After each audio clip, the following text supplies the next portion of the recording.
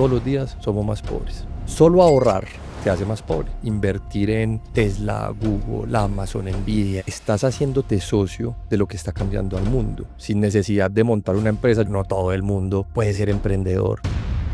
Ha sido nombrado mejor educador financiero 8 veces. Me gustaría entender por qué dedicar la vida a enseñarle a otras personas sobre inversiones. La inmensa mayoría de seres humanos vive por encima de sus posibilidades. ¿Por qué? Por competencia, por aparentar. Hay deudas buenas, hay deudas productivas, ¿cierto? Si yo pienso en una deuda para un negocio que genera flujos de caja, eso es una forma de pensar. Pero si yo necesito una deuda para comprarme un carro, es porque no me alcanza para el carro. Si yo tengo acciones de Bancolombia, Google, que cayeron 50%, están con 50% de descuento. La bolsa de Estados Unidos está en máximos históricos, gran momento para invertir, de pronto no.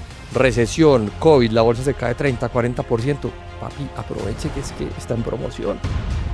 No sirve de nada entender acciones, saber qué es un ETF, saber cómo analizar una compañía, si no tenemos ni idea qué herramientas o plataformas utilizar para poder invertir. ¿Cuál es el equilibrio entre ahorro e inversión? Esa pregunta es muy buena porque esa pregunta es el arma de los estafadores y las pirámides. Mientras más joven estés, más deberías tener acciones. En las inversiones a veces hay suerte y hay mala suerte, pero la suerte es de corto plazo. Nadie es rico a largo plazo por suerte. En uno de nuestros episodios, una de nuestras invitadas nos dijo que el éxito de los emprendedores se podía ver reflejado en cómo se relacionaban con el dinero. Por eso decidimos hacer esta masterclass de inversión con Sebastián Toro de Arena Alfa. Es importante que entiendan que el contenido de esta masterclass es netamente educativo y no representa una recomendación de inversión. Sebas, sos la primera persona que va a estar en 2 episodios de Instinto en nuestro canal principal. Bienvenido. Brutal. El episodio pasado tuvo una naturaleza bien diferente, la conversación fue diferente, pero siempre me parece importante empezar con algo de contexto. Así que empecemos por la raíz. Contame quién es Sebastián Toro y qué es Arena Alfa. David, voy a irme a la parte, no voy a la parte filosófica como nos fuimos la vez pasada, voy a ir a la parte, digamos, de lo que vamos a hablar, que es de inversiones y aprender a invertir. Entonces, Sebastián Toro es ingeniero mecánico, especialista en economía, soy el fundador de Arena Alfa, llevo 22 años dedicado a las inversiones. En esos años he pasado por todo, hermano. Corredor de bolsa, analista, profesor desde el 2009. O sea, he pasado por todo lo que he podido ser financial advisor en Estados Unidos, trader, he perdido, he ganado, he hecho un montón de cosas. Y con base en eso surge Arena Alfa, que es una empresa dedicada a la educación financiera. En ese proceso hemos tenido también la suerte de ganarnos 11 premios de mejor educador financiero, mejor analista de mercados, mejor academia de inversiones, que es raro pues hablar esas cosas de uno, pero pues también dar un poquito de contexto de qué estamos haciendo con Arena Alfa y Sebastián Toro. Te repito, eso muy desde el punto de vista laboral. Me dedico a las inversiones, me dedico al análisis y me dedico a la educación financiera. Yo siempre le digo a todo el mundo que aquí no venimos Daniel y yo a ser los inteligentes ni a hacer preguntas complicadas. Entonces me gusta empezar por lo básico y lo sencillo. ¿Y qué es lo sencillo? Entender el porqué detrás de todo. Yo digo que uno de los superpoderes que tienen los niños chiquitos es preguntar por qué para todo, porque entienden la razón detrás de todo y por eso aprenden tanto. ¿Por qué todo el mundo debería invertir? Partamos de un principio súper básico. Vamos a partir de aquí y nos vamos yendo más profundo. Deberíamos invertir todos por el simple hecho, David, de que todos los días somos más pobres. Hay un fenómeno que se llama inflación, que es el alza de los precios y los servicios. Todo está más caro todos los días. A mí no me digan ustedes que el mercado les sale más barato cada año. Todo está más caro. Entonces, solo ahorrar o no hacerlo te hace más pobre, porque todo el tiempo tu poder adquisitivo pierde dinero. Entonces voy a lo segundo. Cuando tú inviertes es la posibilidad de hacerte partícipe de la riqueza, del crecimiento, de la innovación global, de todo lo que está pasando en el mundo. O simplemente tienes activos que te protegen de la inflación y la depreciación de las monedas. Entonces, por ejemplo, cuando estás en propiedad raíz, cuando tienes activos fijos, de alguna manera oro, criptos, eso te protege de las devaluaciones y de las inflaciones, de la pérdida de valor del dinero. Recuerden que el dinero pierde valor todo el tiempo, incluso las monedas fuertes, dólar, también pierden valor todo el tiempo. Te protege, pero cuando te vas a invertir, por ejemplo, al mundo de las acciones, pensate invertir en Tesla, Google, Amazon, Nvidia, AMD, estás haciéndote socio de lo que está cambiando al mundo, sin necesidad de montar una empresa. Yo en estos días hacía un reel y decía, no todo el mundo puede ser emprendedor, ¿cierto? Necesitamos muchas profesiones, pero todo el mundo puede ser socio de los mejores emprendimientos del mundo, de la riqueza del mundo. Colombia es un país muy pobre, pero vos puedes invertir fuera de Colombia, en los países ricos, en las innovaciones, en el crecimiento global. Entonces, para mí son esas dos razones, para no ser más pobre todos los días y para ser parte de ese crecimiento global. Yo creo que todos crecimos con nuestros papás y con las personas cercanas diciéndonos que teníamos que ahorrar. Entonces, la pregunta es, ¿realmente deberíamos ahorrar o deberíamos invertir? ¿O cuál es el equilibrio entre ambas, digamos, entre ambos conceptos y entre, sí, mejor dicho, ¿cuál es el equilibrio entre ahorro e inversión? Yo soy súper extremista y yo digo, ahorrar es una mierda. Ahorrar es una mierda porque solo ahorrar, David, te pone en ese mundo de todos los días ser más pobre. Supongamos que tú tienes unos ahorros en pesos. Cuando digo ahorros, es dinero que no está invertido. Está en tu cuenta de ahorros, lo tenés en tu pieza, debajo del colchón, que literalmente todavía hay gente que guarda plata en la pieza o el colchón. O sea, uno piensa que no, pero eso pasa, weón. Eso es una mierda. Porque esa plata todos los días vale menos. Todos los días eso vale menos. Entonces todos los días estás siendo más pobre. Sí, tienes guardados unos recursos que todos los días valen menos. Entonces para mí no debería existir el ahorro, sino el ahorro es un paso entre ahorro e invierto, pero el ahorro simplemente es como pensar en que saco una parte de mi dinero para ahorro, pero inmediatamente ese ahorro a inversión. Ah, que en un fondo de emergencia, que si necesito plata, hay inversiones a la vista, hay inversiones que tu dinero está ahí, pero tu dinero tiene que estar invertido y tu dinero tiene que estar rentando y tu dinero mínimo le tiene que estar ganando la inflación.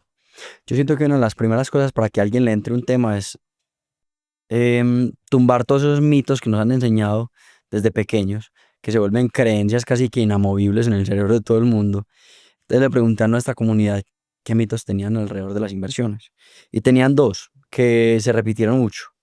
El primero es que se necesitaba mucho dinero para comenzar. ¿Qué opinas de ese mito? Falso. Me tocó a mí vivirlo, entonces entiendo que mucha gente todavía lo tenga. Cuando yo empecé a invertir hace 22 años, se necesitaba mucho dinero para invertir. No habían smartphones, no habían redes sociales, no habían aplicaciones de celular, huevón. Vos una firma comisionista llegabas con 10 millones de pesos de hace 22 años, que es hoy, no sé cuánto es, 30, 40 millones de pesos de hoy. Y llegabas con esa plata y te miraban como un bicho, weón. Sos una miserable cucaracha, no tenés plata, yo no te voy a atender. Si te atiendo, te cobro comisiones de 100.000 pesos, 100.000 pesos de hace 20 años, o sea, no sé, 200, 300, 400.000 pesos de hoy. No había forma que una persona hoy, como hoy, con 50.000 pesos abriera una cuenta para invertir, ¿cierto? De pronto estaba el CDT, la cuenta de ahorro, amigos con Avi, todas esas vainas que me tocó crecer a mí, muy básicas, con muy bajos retornos. Pero hoy usted es que digo 50.000 pesos por decir cualquier número, pero es que usted con 20.000 pesos hoy puede invertir, porque hay fracciones inmobiliarias, hay fondos que te permiten ingresar desde 20.000 pesos, hay fondos y hay productos como ETFs que te permiten hacer ahorros periódicos de tu salario, de sacar 100.000 pesos, 50 para empezar a invertir. Hoy esas cosas no existen. No existe porque hoy invertir, cualquier persona, incluso con un salario mínimo, podría invertir. Hombre, que viven a ras, 10.000 pesitos, pues, 2 politas menos al mes e invertirlas. Y se puede, se puede. Y el segundo mito que tienes es que van a tener resultados rápido. Y creo que hay una conexión entre ambos. Porque definitivamente uno puede creer que con 10.000 pesos uno va a tener un resultado que le va a dar $10.000 en 2 meses. Entonces aterricemos un poquito las expectativas de qué puede esperar uno en las inversiones y hagámonos entender que el juego es a largo plazo. Esa pregunta es muy buena porque esa pregunta es el arma de los estafadores y las pirámides. Porque si vos le decís a una persona, tengo un ahorrito de 1.000.000 de pesos y yo te digo, parcero, si nos va muy bien en un año bueno y le aportamos a retornos del 15 anual, que son retornos que logran los mejores inversores del mundo, estoy hablando de retornos constantes, me dice, esos son 150.000 pesitos al año. Eso no es plata, pero bajémonos a las proporciones. Si tuvieras 100 millones, son 15 al año. Y si tuvieras 1.000 millones, son 150 millones al año. Si yo tengo poquito, recibo poquito, pero el retorno es porcentual. Entonces, ¿qué hacen estos estafadores? Usted tiene 1.000.000 de pesos, yo se lo doblo, se lo vuelvo 2. ¡Ah, qué belleza! Es que eso ya sí es plata, ¿cierto? Pero es una pirámide, no importa, porque yo llego primero y meto a los otros. Entonces, se aprovechan de ese mito y de esa creencia del dinero fácil. Nosotros en inversiones le estamos apostando a retornos. Yo personalmente le apuesto a retornos por encima del 10% anual. Esa es mi meta. Tenemos años brutales. Este año ha sido brutal. Un año voy a decir una cifra aquí, no es mentira, 70% este año. Pero eso te pasa, no sé, en 22 años vas a tener 2, 3 años que te va a pasar eso y también vas a tener años negativos. Eso se va a compensar con un año negativo. Con toda seguridad, ese más 70 se compensa después como uno menos 20 o uno menos 30, porque es renta variable. Pero tú en inversiones alternativas, en propiedad raíz, en CDTs, en otros activos, le estás apuntando a retornos que te superen la inversión. Entonces, por ejemplo, este año estamos apuntando a retornos del 10, del 15. Si logras eso, estás haciendo bien la tarea. Y eso te va a generar mucho dinero con el interés compuesto, que es la clave de la inversión, es el interés compuesto, pero a largo plazo. No vas a ver grandes retornos en los primeros 5 o 10 años, sino mucho más adelante. Y no tenemos esa capacidad mental de pensar a 20 años, pero sí la tienen para pagar deudas 20 años. La casita al banco 25 años, esa sí tienes la capacidad de pensarla, pero ¿por qué no te inviertes ese pensamiento y en vez de pagarle al banco 20 años, te pagan a ti dividendos o retornos 20 años? Esa es la mentalidad que tenemos que cambiar. En un espacio que te escuché, Sebas, dijiste que una de las dificultades más grandes para enseñar a invertir es la ignorancia de las personas, el desconocimiento de las personas de muchos conceptos financieros que son importantes. Precisamente voy a aprovechar este momento que mencionaste el interés compuesto para hablar sobre esto. ¿Cuáles son esos conceptos base que todos deberíamos entender para poder empezar a entender el mundo de las inversiones? Si querés, partamos desde el interés compuesto. Si tuvieras que explicarle a alguien de manera sencilla qué es el interés compuesto, que muchas personas ya deben saber, ¿qué les dirías? Entonces, el interés compuesto es, imagínate la bolita de nieve que se va volviendo más grande y cada vez que le va llegando más nieve, va creciendo sobre esa base de nieve. Entonces, el interés compuesto básicamente es empezar a obtener retornos sobre tu inversión y sobre tus retornos. Entonces, tienes 1.000.000, te ganaste 10% al año, tienes 1.100.000, el año que sigue si vuelves a rentar al 10, entonces ya rentas sobre 1.100.000 y el año que sigue sobre 1.200.000 y pico. Entonces, el interés compuesto lo que hace es componer retornos, componer un dinero que tú tienes inicialmente pequeño, que los primeros años no vas a ver cambios grandes, pero a partir del año 20 esa vaina se pone exponencial, porque los retornos empiezan a generar retornos sobre sí mismos y eso se vuelve impresionante. Hay unas gráficas de eso impresionantes. Warren Buffett, por ejemplo, su gran fortuna la empezó a hacer después de 30, 40 años de inversión y ahí pasó de ser una persona millonaria a ser hiperbillonario, pero eso no fue en 10 años ni en 20. Eso fue después del año 30, 40 y es muy difícil que la gente se meta a eso. Otro concepto clave, la inflación, que es la pérdida del poder adquisitivo por el aumento de los precios, la depreciación de las monedas. Los gobiernos que nosotros tenemos son burros, o sea, a nosotros nos gobiernan burros y gente que es sin sangre en la frente, weón, qué pena, sin sangre en la frente porque ¿de qué viven los países? De deuda y de déficit fiscal y de imprimir dinero. Lo que hacen es volverte más pobre todos los días. Mientras más dinero tú imprimes, tu dinero vale menos. Y ellos viven de eso. Mientras más endeudas el país, ¿quién paga la deuda? Los gobernantes, nosotros, impuestos. Entonces, te endeudan para clavarte más impuestos. Entonces, yo le digo esa burrada que hacen los gobiernos y en las economías, lo que te hace es más pobre. Entonces, tú estás peleando contra unos gobernantes que te empobrecen. Esa es la pelea, güey. La pelea es no dejar de empobrecer. No dejarte que esos malos manejos te empobrezcan. Eso se logra invirtiendo, entendiendo el sistema. Entonces yo mira, vámonos con esos dos, interés compuesto, inflación. Si uno entiende eso, empieza muy bien, empieza súper bien. Quiero hablar de la mentalidad de los grandes inversionistas. Justamente nos estábamos leyendo La psicología del dinero y dos frases me gustaron mucho y es que Brutal libro. el genio de las finanzas es aquel que es capaz de actuar con normalidad cuando todos a su alrededor se están volviendo locos. Esa fue una frase que me gustó. Y la segunda es que invertir es horas y horas de aburrimiento interrumpidas por instantes de terror. ¿Cuál crees que debería ser la mentalidad ideal detrás de un inversionista exitoso? Ahí están súper bien plasmadas. Primero mira, nuestro cerebro, tenemos un problema. El cerebro de las personas está absolutamente no diseñado para invertir. Es contraintuitivo para la inversión. Tu cerebro, cuando ganas, ¿qué te da? Dopamina. Dopamina, alegría. ¿Y eso qué te da? Confianza. Entonces empezás a hacer tonterías. Gano dinero, hago tonterías, me apalanco, presto plata y luego me quiebro y pierdo todo. Y cuando pierdes o los mercados bajan, ¿qué hace tu cerebro? Se aburre. Se aburre. Perdiendo plata te aburrís Obvio. o te asustas. Ambas. Listo. Entonces, el cerebro cuando los mercados bajan, que es cuando más hay que aprovechar, tu cerebro hace lo contrario y te dice, mierda. Entonces se activa por allá la amígdala, la ínsula, por allá cosas prehistóricas. Te da miedo, huevón. ¿Y qué hace uno cuando tiene miedo? Sale de todo. Corre. sale corriendo. Entonces el cerebro es una mierda para invertir. Entonces hay que reprogramarlo. Cuando los mercados caen, tu cerebro debería decirte, puta, aprovecha, todo está más barato. Es como cuando vas, hermano, a supermercado, papel higiénico con el 50% de descuento, aprovecha el papel higiénico para la casa. Vos no vas a comprar papel higiénico cuando está más caro, cuando está con descuento. Yo soy de los que tengo una cava de vinos. En esa cava de vinos yo creo que no hay un solo vino comprado a precio full. 40% de descuento, 50% de descuento, va para la cava. Inversiones es igual. Si yo tengo acciones de Bancolombia, Google, que cayeron 50%, están con 50% de descuento. Voy a partir de la base que son empresas buenas, no empresas que van camino a la quiebra, ¿cierto? Porque eso sí hay que analizarlo.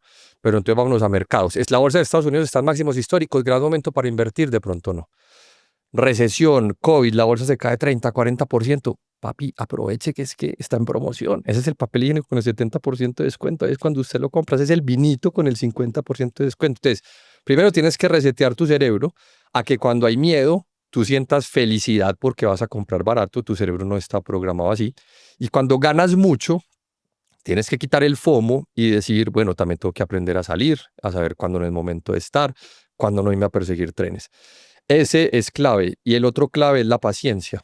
Esta vaina es de largo plazo y nuestro cerebro está diseñado para la gratificación instantánea. Nosotros queremos todo ya, gastar todo ya, yo me voy a morir, quiero carro ya, quiero casa ya, entonces me endeudo. ¿Qué es endeudarse? Vivir ¿cómo? Si tú necesitas endeudarte es ¿por qué?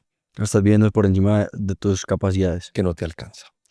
Hay deudas buenas, hay deudas productivas, ¿cierto? Si yo pienso en una deuda para un negocio que genera flujos de caja, eso es una forma de pensar, pero si yo necesito una deuda para comprarme un carro, es porque no me alcanza para el carro. Si yo necesito una super deuda en hipoteca a 25 años y voy a empeñar la mitad de mi salario para comprar una casa, es porque no me alcanza para comprar esa casa. Debería comprarme una casa más pequeña. La inmensa mayoría de seres humanos vive por encima de sus posibilidades. ¿Por qué? Por competencia, por aparentar, por levantarse la vieja más buena, por tener la casa más linda de la unidad, por competir con el vecino. Es una constante competencia y lo hacen viviendo por encima de sus posibilidades. Entonces, esa es otra de las cosas que tenemos que reprogramar, vivir por debajo de nuestras posibilidades. ¿Y cuál es la relación que deberían tener las personas con el dinero? O sea, ¿cómo deberían pensar acerca del dinero? Porque creo que hay muchas creencias limitantes y muchos pensamientos alrededor de ganar y de hacer dinero que nos quitan la posibilidad de poder lograr multiplicarlo. Primero, y aplica mucho para Colombia y Latinoamérica, ese odio al rico y al empresario. Weón. Yo no sé qué pasó aquí, nos enseñaron a odiar la riqueza, nos enseñaron, ves una persona exitosa y no sientes admiración, sientes rabia porque tiene ese carro, porque tiene ese reloj. Ese debe ser traqueto. Uy, esa plata debe ser mala vida. Eso pasa mucho en Colombia, tenemos mucho un tema de envidia. Si tú vas, por ejemplo, a Estados Unidos, es súper diferente. Allá los empresarios son, son deidades, o sea, un Elon Musk, un Zuckerberg, un Bezos, esos manes allá son súper admirados. Aquí, ¿qué pasa con un Sarmiento? Lo miran con rabia, ese man, nada. Entonces, primero es no odiar, no puedes odiar lo que quieres ser. Si tú odias el rico, si odias el éxito, no tenés cuándo ser rico ni tener éxito. Y lo otro con el dinero es no mirarlo como un fin. A mí me aterra la gente que solo quiere ganar dinero. Yo creo que el dinero es como una energía. Y tú deberías ver el dinero como algo que va a llegar como consecuencia de hacer algo que a ti te gusta hacer, algo que te amas, que te apasiona. Entonces el dinero debería ser no el fin, sino la consecuencia de algo. Son dos pensamientos que siento que son muy limitantes, es ese rechazo a la riqueza, esa envidia, no sé si pues no podría decirte el análisis de qué es lo que pasa aquí, pero se siente mucho esa pelea de la gente cuando ve a alguien con dinero, hay un choque. Entonces creo que nos falta trabajar en eso. Una de las cosas que más me llamó la atención leyendo el libro de Morgan Housel de Psicología del Dinero fue el rol de la suerte. ¿Cómo deberíamos ver las personas cuando estamos invirtiendo el rol de la suerte en nuestros resultados? Yo creo que eso existe, weón. Yo creo que la suerte existe. Yo conozco gente que no sé por qué es tan salada. Todo le sale mal, weón. O sea, todo lo que le puede salir mal, le sale mal. Tiene que haber algo de suerte. Entonces yo sí creo que eso es como los videojuegos, weón. Nos pusieron fuerza, destreza y hay una de suerte. Y en las inversiones a veces hay suerte y hay mala suerte. A veces uno compra una inversión, hace un análisis juicioso, la compra y al otro día, ¡pum!, se le dispara 20-30%. Eso no fue tu análisis, tuviste la suerte de entrar en un momento preciso para invertir, pero la suerte es de corto plazo. La suerte te va a generar retornos o felicidades o infelicidades de corto plazo. Nadie es rico a largo plazo por suerte, ¿cierto? Yo no creo que ninguno de los grandes inversores lo haya hecho por suerte. De pronto el que se ganó el baloto, que tuvo suerte. Y bueno, y ya. Pero de resto, huevón, esto es de constancia, esto es de disciplina. Entonces creo que la suerte puede jugar en el corto plazo en algunos sentidos, pero a largo plazo la suerte se vuelve diminuta e irrelevante. Y ahora que entendemos la razón por la cual deberíamos invertir y esos conceptos base que construyen, digamos, este concepto de lo que es, que construyen el mundo de las inversiones, viene una pregunta muy importante que es ¿cuándo comenzar y con cuánto? Ya, ayer. Tenía que ser ayer. Y ahí no importa la edad, huevón, no importa que me estás preguntando los 15, 10, 20, 50. Era ayer. Ya estás tarde. Pero es hoy. Entonces hay que empezar ya. ¿Con cuánto? Lo que tengas. Porque lo que uno se da cuenta con las inversiones es que si bien el monto inicial te puede dar un gran salto a futuro, ¿cierto? Tener ya 100 millones, 10 millones, para empezar a invertir, bacano, ya tenés un capital. Pero en el muy largo plazo, y ahí voy a los plazos de 30 años para adelante, ese monto inicial no es el que hace la diferencia, es la disciplina mensual, es el todos los meses sacar un pedacito para invertir. Y yo no voy a decir montos porque vuelvo y repito, todos estamos en mundos diferentes. Para una persona ahorrar 50.000 pesos e invertirlos puede ser un gran sacrificio, porque tiene un mínimo, vive acá, le alcanza para comer. Entonces, si ese man puede sacar 20, 30.000 pesos, ese man es un crack. Si una persona gana 10 millones y pues no tiene ni siquiera un milloncito para invertir, ¿qué estás haciendo mal, huevón? Que tenés un salario muy por encima de la media. No hay ese monto. Vuelvo a lo mismo, vivir por debajo de las posibilidades y sacar la mayor cantidad posible. Mientras vos más rápido te querás retirar, mientras vos más rápido querás que ese dinero trabaje para vos, más tenés que meter mensualmente. Entonces no es un gran monto, es la disciplina de hacerlo todos los meses. ¿Y cuáles son las diferentes alternativas de inversión que tenemos todos los mortales? Tenemos inversiones inmobiliarias, desde comprar pues nosotros mismos un proyecto entero, un apartamento, una casa, que obviamente eso requiere un gran esfuerzo, pero ya hay fracciones. Ya se puede invertir en fracciones inmobiliarias desde montos muy bajos. Tenemos mi favorita, que son las acciones. Vos puedes invertir en acciones hoy de Colombia, si te gusta el mercado colombiano, de Estados Unidos, de Brasil, de China, de Singapur, de Indonesia, de donde vos querás, desde acá, desde Colombia incluso. Ese es mi favorito porque siento no. Los estudios de hace 200 años donde se comparan todos los tipos de activos, el amo y señor han sido las acciones. Probablemente las criptos sean las únicas que les ganen, pero en un periodo muy corto, muy reciente. Pero a muy largo plazo, las acciones son amo y señor. Tenés la renta fija. ¿La renta fija para quién? Para el que no quiere asumir riesgos, para la gente que necesita el dinero, tiene una cirugía, entonces tiene la renta fija, que es dinero seguro, con una rentabilidad fija. Tenemos las criptos, ¿cierto? Hoy se consiguen, se puede tener retornos en dólares digitales o te puedes exponer, si le crees al Bitcoin como una especie de oro digital, te puedes exponer al Bitcoin o a los N.000 proyectos que hay sobre el mundo de criptos. Sebas, vamos ahondando en cada uno para que las personas vayan entendiendo un poquito más estas alternativas de inversión que tienen y empecemos por renta fija. En términos sencillos, ¿cómo explicarías lo que es? La renta fija básicamente, en su inmensa mayoría, son una especie de préstamos, ¿cierto? Que es un CDT. Tú le pones tu dinero al banco y el banco te va a pagar un retorno por tener ese dinero. ¿Qué es un TES? Que es la otra, son los dos grandes de la renta fija, por ejemplo, en Colombia. TES o tesoros en Estados Unidos, es que el gobierno te paga a ti un retorno por tener papeles del gobierno, deuda del gobierno. Entonces la renta fija básicamente, en su mayoría, se podría clasificar como una especie de deuda que asumes con el gobierno, con un banco, con un tercero, y vas a tener un retorno ya negociado, por eso se llama fijo. Cuando tú abres un CDT, te dicen tasa, tanto. Cuando tú compras un TES hasta el vencimiento, te dicen se compra a tal tasa y eso es lo que te va a pagar teóricamente, ese es el retorno. Entonces, renta fija viene de esa palabra de que es fija porque de antemano conoces las condiciones. ¿Y qué tipo de rentabilidades se pueden obtener en este tipo de inversiones? Depende del país y depende del momento, ¿cierto? Eso va a estar muy alineado ¿a qué? A las tasas de interés y la inflación de ese país. Entonces, si te vas para Estados Unidos hoy, renta fija va a estar más o menos entre el 4 al 6%. ¿Por qué? Porque las tasas están de ese orden. Si te vienes a Colombia, cambia el panorama. En Colombia la renta fija hoy está del orden del 9 al 12%, más o menos. ¿Por qué? porque por ahí están las tasas, es congruente con la inflación, con el riesgo país. Entonces, esos retornos dependerán del país, del momento, pero muy ligados siempre a la inflación, tasas de interés y riesgo país. Básicamente eso es lo que va a definir esas tasas. ¿Y qué debemos entender acerca de la renta fija para poder empezar a invertir en este tipo de alternativas de inversión? Que hay momentos, que hay ciclos, que hay momentos muy buenos para la renta fija, y es cuando las tasas están muy altas y la inflación bajando. Por ejemplo, hoy la inflación viene bajando, inflación del orden del 5 en Colombia, renta fija del orden del 10, 12, o sea, tenés casi 6 puntos por encima de la inflación, que eso históricamente es muy alto. Alguien dirá, no, pero es que, profe, un 10%, un 11 no es alto.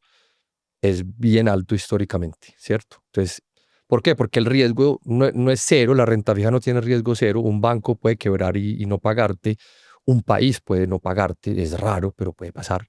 Entonces no es cero, pero es un riesgo muy bajo, no hay fluctuación. Entonces entender que la renta fija es cuando yo quiero riesgo bajo con una rentabilidad obviamente medida, pactada y de alguna manera no tan alta como en otras inversiones. Una de las habilidades que tienen que dominar los emprendedores y empresarios para poder triunfar en el mundo de los negocios es el manejo de sus emociones y de su salud mental. Por eso, de un tiempo para acá nos salíamos con Celia, la startup de salud mental que conecta a personas con su experto de salud mental ideal, para que así puedan conocerse, trabajarse y triunfar en todas las áreas de su vida. En la descripción les dejaremos un enlace con un 30% de descuento para que puedan utilizar en su primera sesión con Celia. Ahora sí, de vuelta al episodio. Seba, ¿y qué alternativas tenemos para invertir en renta fija? Bueno, el producto más tradicional en Colombia de renta fija, los CDTs. Los CDTs pues se pueden adquirir con cualquier entidad financiera básicamente. Si ya quieres TES, los TES son la deuda del gobierno. Partimos de 500 millones de pesos base. Para los mortales nos queda complicado, pero hay ETFs de renta fija y hay fondos de renta fija. Entonces hay firmas comisionistas que ofrecen fondos que invierten en renta fija. Entonces, tu fiducuenta, eso es un fondo de renta fija. Eso invierte en papeles de renta fija de corto plazo. Cuando tú metes tu dinero en una fiducuenta, estás expuesto a la renta fija. Hay ETFs de TES. Por ejemplo, en Colombia, en TRI, que ahorita vamos a hablar de ella, hay un ETF que se llama GXTES Call. Es una forma de tú comprar TES en Colombia ya con montos menores. Entonces tenemos esas opciones: CDTs, fondos de renta fija y ETFs de renta fija. Seba, y para terminar, ¿qué desventajas ves de la inversión en renta fija? Pues uno, que de pronto los retornos, como son inversiones más seguras, no van a ser atractivos para todo el mundo, ¿cierto? Y hay ciclos donde las tasas bajan mucho. Hace 3 años más o menos, 3, 4 años, los CDTs en Colombia rentaban 3%. Inviable. ¿Y en cuánto estaba la inflación en ese momento?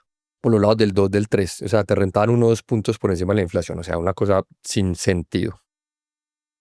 Pero las tasas estaban bajitas, entonces los CDTs estaban bajitos. O sea, ahí básicamente lo que estás haciendo es que esa es la verdadera forma en la que sí ahorras. Eso es más Sin o menos un perder el ahorro. valor del Eso es del más o dinero. menos un ahorro porque no le estás ganando nada. Entonces, uno es cíclica, entonces los retornos pueden ser bajos. Y también hay un tema de liquidez. La renta fija no la podemos generalizar porque los CDTs en un mercado secundario, los TES en un mercado secundario que se pueden negociar, pero no es tan fácil de negociar, digamos, como una acción.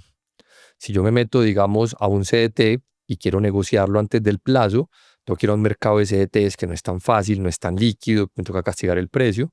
Los TES sí son un mercado muy líquido, si tienen los 500 millones, pero tienen como esas desventajas. Pueden ser o no líquidos, no nos generalicemos porque hay activos líquidos en renta fija, pero en el caso del CDT sí puede tener ese tema. Pasemos a hablar un poquito de renta variable, que es FAB, tu amor. mi amor. ¿Qué es en términos sencillos la renta variable? La renta variable, digamos que puede ser se podrían clasificar muchas cosas ahí por la definición de que son activos con rentabilidades variables, pero el activo por excelencia de la renta variable son las acciones. ¿Qué es una acción? Cuando compramos acciones, digamos, de instinto va a sacar acciones, o Arena Alfa va a sacar acciones y las vendemos a la gente. ¿Ustedes qué van a hacerse? Socios, se vuelven socios. Cuando tú compras una acción de Bancolombia, eres socio de Bancolombia. Cuando compras una acción de Tesla, te vuelves socio de Tesla. Ah, pero solamente tengo $1.000 en Tesla, no importa. Por allá un lavamanos es tuyo, 2 baldosas, cualquier bobada es tuya, pero es tuya. Eres socio de esa empresa. Entonces, lo bonito de las acciones es eso. Nos volvemos socios de las empresas. Entonces, Entonces está en el mundo de las acciones. Y ya las acciones pues tienen un montón de características, ¿cierto? Podemos hablar o las podemos dejar para luego profundizar, pero la liquidez, que se muevan mucho, los dividendos, las empresas, algunas empresas pagan dividendos, nos devuelven dinero a los accionistas por tener sus acciones, que es súper interesante, sería como una parte fija dentro de la renta variable. Y tener en cuenta que la renta variable, como su nombre lo dice, no hay garantía de éxito. Aquí no hay retornos ofrecidos. Una inversión te puede salir muy bien o muy mal. Y dentro de la renta variable también hay un instrumento muy bueno que ha salido últimamente para la gente que de pronto no tiene los conocimientos para elegir acciones. Elegir acciones requiere conocimiento. Si yo voy a invertir en Tesla, mínimo tengo que entender la empresa, que hace estados financieros, valoración mínimo. Si no, lo estoy haciendo mal. Pero hay ETFs. Entonces, ¿un ETF qué es? Y es una gran herramienta para empezar. Un ETF es hacerte de cuenta una ancheta de lo que vos te quieras imaginar. Una ancheta de acciones. Entonces le metemos un ETF de acciones tecnológicas. Puede ser un poquito de Tesla, un poquito de Google, un poquito de Amazon. Y esa anchetica te la venden en bolsa así. Un ETF puede ser un ETF que sigue el Standard & Poor's. Es decir, es un ETF que tiene las 500 empresas más importantes de Estados Unidos. Un ETF puede ser el Colcap, 20, 25 acciones colombianas. Entonces estás expuesto al comprarlo a muchos activos. Y hay ETFs de todo, huevón. Hay ETFs que invierten en vino, ETFs que invierten en arte, en acciones de Colombia, en acciones de Brasil, en acciones de Estados Unidos, en tecnológicas, en robótica, lo que te ocurra. Para eso existe ETFs. Ahorita hablabas de las acciones, de que hay que tener un montón de cosas en cuenta. Cuando uno está analizando una compañía, no todo el mundo tiene las herramientas para empezar a analizar las acciones. ¿En qué deberían fijarse? ¿O vos crees que cuando uno está empezando ese tipo de análisis es más complejo hacerlo y debería uno estar invirtiendo en ETFs? Yo creo que para empezar deberías invertir en ETFs. Pero tú puedes hacer un mix. Por ejemplo, no sé, a ti te encanta alguna empresa. ¿Qué empresa te gusta? Amazon. Entonces, por lo menos deberías tener el criterio de decirme por qué invertir en Amazon. Y no solamente decirme por qué me gusta, no, weón. Decime por qué. ¿Te parece que está una buena valoración? ¿A cuánto crece? ¿Cierto? ¿A qué le estás apostando a futuro? ¿Y qué tanto de ese futuro ya está en el valor presente del activo? Que eso pasa mucho a veces. Hay activos, por ejemplo, Palantir, que es una empresa que factura, no llega a los 10 billones de facturación al año, y ya vale, yo no sé a cuánto estás ahorita, 100, 200, 400 billones, o sea, te está descontando de un futuro hermoso. Entonces, por lo menos entender un poquito de múltiplos, saber leer un estado financiero y entender el porqué de las empresas, el porqué es que, qué hacen, cómo lo hacen, dónde operan, cuánto crecen, ¿cierto? Criterios básicos. Si no tienes esa capacidad, inviertes a ciegas, de pronto te va bien, de pronto no. Entonces ahí entra el ETF. Cuando te metes en una cartera de activos, pues ya tu riesgo se diversificó. Entonces, si te metes al Standard & Poor's, ya son 500 empresas, no te vas a equivocar en 500, obviamente también cae, tiene periodos bajistas, pero a largo plazo sube, la economía sube. Hay ETFs globales que invierten en Estados Unidos, en Brasil, en China. ¿Te estás metiendo a qué? A comprar mundo, a comprar crecimiento global. ¿Qué está pasando? ¿Te gusta un sector? Me decís, América, me encanta la IA. Bueno, yo creo que la IA, pero entonces por lo menos que tengas el criterio de decirme hoy qué ha pasado con la IA, porque puede que hoy esté muy cara, puede que ya te perdiste la fiesta. Entonces, cuando uno se mete en acciones o en ETFs, hombre, sí hay que tener un poquito de preparación. No necesitas, no es un genio, pero un poquito para entender el por qué. Cuando Sebastoro está analizando una inversión y está sentado en el computador, ¿dónde encuentra la información para poder hacer esos análisis? Y ¿cuál es el resultado de un análisis de arena alfa? Es decir, ¿qué tiene en cuenta y cuáles son criterios de decisión y cuáles son las banderas rojas que te hacen decir no invierto en esa compañía?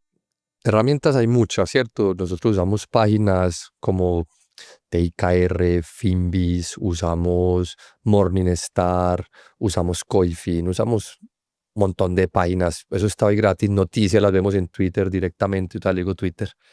Las vemos en Twitter directa, si no prueba decir Twitter.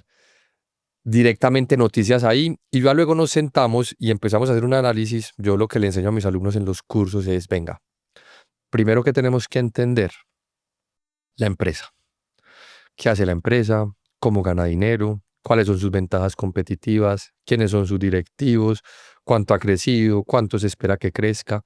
Una muy importante, ¿qué hace que esa empresa pueda durar en el tiempo? Eso se llaman moats o ventajas competitivas, el moat es un criterio muy interesante que viene de los castillos que tenían sus fosos alrededor. Entonces, ¿cuál es el foso de una empresa que lo protege de que otra empresa se la coma? ¿Cierto? ¿Qué hace que Nvidia hoy sea la dueña del hardware de la inteligencia artificial? ¿Cuál es ese moat de esa empresa? ¿Cuál es esa ventaja competitiva? Entonces, entender eso. ¿Qué hace? ¿Cómo gana dinero? ¿Quién la maneja? Después de entender eso, entonces vamos a ver los estados financieros. Venga, ese es el lenguaje de las empresas. No necesitas ser un contador, huevón. Yo, de hecho, no lo soy. Necesitas entender de manera ejecutiva qué ver ahí. Ingresos, utilidades por acción, patrimonio, deuda, márgenes, rentabilidades. Sentás a ver eso. Cuando ya entendiste la empresa, entendiste cómo que habló contigo, como sos los estados financieros, ¿qué crees que sigue? ¿Qué pregunta sigue? Después de los estados financieros, Después de entender el negocio y ver sus estados financieros. a futuro. Buena respuesta. ¿Qué sigue? Y la última, ¿está barata o no? Porque no puedes pagar cualquier precio. Entonces ahí tenés como a grandes rasgos las 4 cosas: entender su negocio, sus ventajas, entender muy bien el modelo de negocio, entender sus estados financieros, la situación actual financiera de la empresa, ver el futuro, que es lo más difícil porque el futuro nadie lo sabe. Entonces el futuro se proyecta. Entonces uno mira estimados de analistas, trata de imaginarse el mundo en 5 días. Nosotros hicimos una apuesta hace poquito en energía nuclear. Puta, eso es una locura, weón. ¿Por qué? Pues obvio, porque todo el mundo está pensando en inteligencia artificial, pues nadie está pensando en esa vaina con qué se come, de qué se alimenta. Y el futuro es un futuro de energía. Punto. Todo lo que viene necesita energía como un putas. La robótica, la inteligencia artificial, todo lo que viene en el mundo es energía. Entonces, nosotros, digamos, pues tenemos inversiones en IA, pero nos metimos y pues en mi análisis de ignorante dije, no creo que sean los paneles, yo creo que la energía nuclear, porque se necesita tanta energía que por allá va a ser. Marica, nos metimos y eso va loco, weón, rentabilidad del 500%, una cosa loca, weón. Ya estamos vendiendo, de hecho. Entonces, entender eso, para dónde va el mundo, qué le sigue a esa empresa. Y la última pregunta, si es importante, está a buen precio, porque tampoco puedes pagar cualquier precio, huevón. O sea, yo te digo que Arena Alfa vale 100 millones de pesos, más ese, ¿de dónde, huevón? Entonces, vení, valorémosla, ¿cuánto vale? Entonces, tenés que entender un poquito, por lo menos, de si el valor es bueno o no. Tengo muchas preguntas. Cuando estás analizando una empresa, ¿cuáles son las variables más importantes que vos tenés en cuenta? ¿Qué métricas te dicen si una empresa va bien o va mal? Para mí no existe esa única variable, ni la más importante siquiera, porque todas las empresas son súper diferentes. Hay compañías que no las puedes evaluar. Por ejemplo, mi favorito, ¿cuál es? El flujo de caja. Flujo de caja libre, flujo de caja operativo, son mis 2 favoritos. Pero si la empresa es una startup, entonces no sirve. Entonces no sirve. Entonces, bueno, entonces el flujo de caja libre me sirve para ciertas empresas. A mí me gustan los dividendos, porque me gusta tener un flujo de caja para gasto. Pero si compro una empresa en crecimiento, esa empresa no me debería pagar dividendos, porque debería usar toda esa plata para crecer. Entonces ya no me sirven los dividendos. Me gusta mucho la valoración. Hay un ratio que llama precio-utilidades y otro que llama precio-flujo de caja libre. Me encantan. Pero entonces, si la empresa tuvo un mal año y dio pérdidas, que a veces pasa, huevón, un mal año, no ni que el negocio se fue a la mierda, un mal año, entonces no sirve. Entonces me toca mirar otro. Entonces, ese indicador, David, no existe. Lo que existe es un análisis de entender el negocio y entender qué variables debo mirar para ese negocio. Es complementar el análisis numérico con algo de criterio personal como inversionista, entender si uno cree que tiene futuro o no tiene futuro Te la lo compañía. cambio. Yo pensaba que lo más importante de las empresas eran los números. Y por muchos años, ese es un criterio que tenía un libro pues que le recomiendo full, mejor libro de todos, El inversor inteligente. Ese man decía, compra empresas baratas. Y tiene un montón de fórmulas para decir que es comprar barato, tantas veces utilidades, y súper numérico.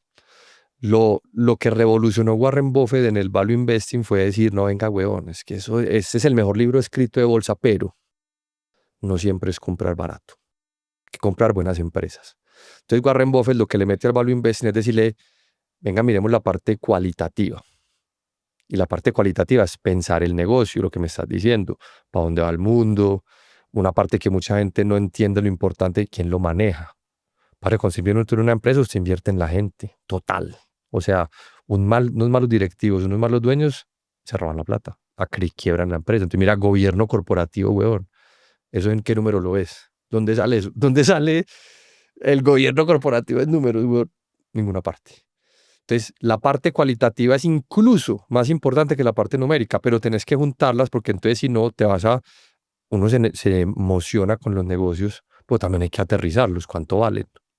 Entonces, es una combinación de ambas. Eso es lo bonito de Warren Buffett, que Warren Buffett dice, venga, no hay que comprar barato, se puede comprar un poquito más. No caro, Warren Buffett nunca invierte en activos costosos, pero puedo pagar un valor justo si el negocio tiene calidad. Entonces, la calidad del negocio es súper importante. Si Warren Buffett dice que se puede pagar un precio justo, y siempre deberíamos estar buscando invertir o comprar en el mejor valor de una acción, ¿cómo saber si algo está barato según el criterio que vos manejas en tus inversiones? Puedes hacer dos cosas. Uno, pues aprender a valorar empresas, que eso hay varios modelos y el más usado son flujos de caja libre. Yo en la vida he usado ese modelo. Yo tengo un modelo propio mío que uso yo, que es un modelo de múltiplos. Yo cojo ratios de valoración de empresas, como que LV de EBITDA, precio utilidades, precio flujo de caja, precio valor en libros. Y con ese modelito, todo eso lo contrasto con crecimiento de la compañía, calidad de la compañía, márgenes de la compañía, sector, porque todos los sectores cotizan a valoraciones diferentes. Por ejemplo, un ejemplito aquí corto, no puedes valorar una petrolera igual a como se valora una tecnológica, porque la petrolera, por ejemplo, vende commodities, no tiene ventajas competitivas, es un negocio sin pues, commodity. La tecnología, ¿cuánto vale una patente de los chips de Nvidia? Se valora distinto. Entonces, es un modelo muy de una forma que yo uso que junto múltiplos, calidad de negocio y empiezo como a tratar de juntar esos dos mundos. Definitivamente cuando uno invierte en ciertas acciones hay cosas que se le salen de las manos. Uno no puede prever, pues mejor dicho, era imposible predecir que una pandemia iba a suceder en el 2020, que iba a bajar el valor de las acciones X, Y, Z, ¿cierto? Pero ¿te ha pasado que has invertido en empresas y luego te has dado cuenta que cometiste un error porque faltó algo en el análisis o pues, obviaste algo en el análisis que llevó a la caída de las acciones y eventualmente te hizo perder dinero? Siempre. O sea, es que en mi portafolio siempre hay acciones perdedoras. En el mío no. Yo no conozco ningún gestor, es que ni Warren Buffett, weón. Todos tienen en su portafolio acciones perdedoras. Todos tenemos acciones perdedoras. Mi portafolio se compone de muchas acciones ganadoras y otras perdedoras. Y eso es lo normal. Y eso tenés que entenderlo y vivir con eso, porque ni vos, ni yo, ni Buffett somos tan inteligentes para no omitir algún detalle. Entonces yo tengo empresas que, pues me pasó con una que se llama Medifast, que una empresa linda, huevón, todo así, creciente, todo bonito, y era de dietas. Entonces te mandaban a la casa un kit para hacer dietas. Divino el negocio, hasta que llegaron unas inyecciones. Y entonces a quién ni fue putas hacer dietas y más bien me pongo una inyección. Y ese negocio se derrumbó. Así en cuestión de un año se derrumbó. Te llegó una tecnología nueva, llegó un cambio disruptivo que te mandó. Ah, que muy bruto no haberlo venir. Ah, pero no, pues perdóname, huevón, pues no entender pues que venían unas inyecciones que bajan de peso. Es imposible tener el conocimiento de todo. Ahorita hablabas de mercados interesantes, hablaste de energía nuclear, pero quiero hablar de dos tipos de mercados interesantes. Primero hablemos de mercados interesantes en cuanto a la geografía y a los países. ¿Qué mercados interesantes hay en este momento para las inversiones? Estos no son consejos de inversión, simplemente como para ilustrar un poco de qué está sucediendo en el mundo de las inversiones. Primero, ilustremos que estamos en octubre de esto. Hoy yo veo casi muy pocas. Voy a hablar muy de corto plazo y luego a largo plazo. De corto plazo yo estoy muy nervioso con los mercados, weón. Yo veo todo muy loco, yo veo todo muy eufórico, yo veo los mercados literalmente, yo no soy pesimista que viene un colapso, no creo que debería haber una caída. Yo veo todo muy loco. Yo tengo una hipótesis ya de largo plazo con la que me la he venido jugando los últimos 2 años y es una hipótesis de mercados emergentes. Y no sé incluso si la hablamos así cuando hablamos del podcast. Eso fue un totazo, weón. O sea, si vos te vas a ver ese podcast y lo que ha pasado hoy con los activos de emergentes, con la Bolsa de Colombia, estoy hablando que de ese podcast a hoy se han triplicado y cuadruplicado un montón de empresas. Entonces, en esa hipótesis de emergentes resulta que los mercados son cíclicos. Hay muchos años en que todo el dinero se va para Estados Unidos y todo el mundo compra a Estados Unidos. 6, 10 años, que los ciclos son más o menos así, 6, 10 años o pueden ser más, pero como esa puede ser como su media. Y luego el dinero rota y se va a buscar países fuera de Estados Unidos, entre ellos países emergentes. Entonces compran Colombia, compran Brasil, compran China, compran Europa, compran Japón, se van a buscar fuera. Y Estados Unidos lleva el ciclo más largo en la historia, weón. Lleva desde el 2009, 2011 empezó este ciclo. Y este ciclo, por números, ahorita te explico por qué te digo esto, terminó el año pasado. o antepasado más o menos. Eso no hay un número exacto, pero puede ser hace 2 años más o menos terminó. ¿Cómo sé que terminó ese ciclo? Porque en ese ciclo se invierten los papeles. Estados Unidos era el que más rentaba siempre y hace 2 años ya no es Estados Unidos, son los emergentes.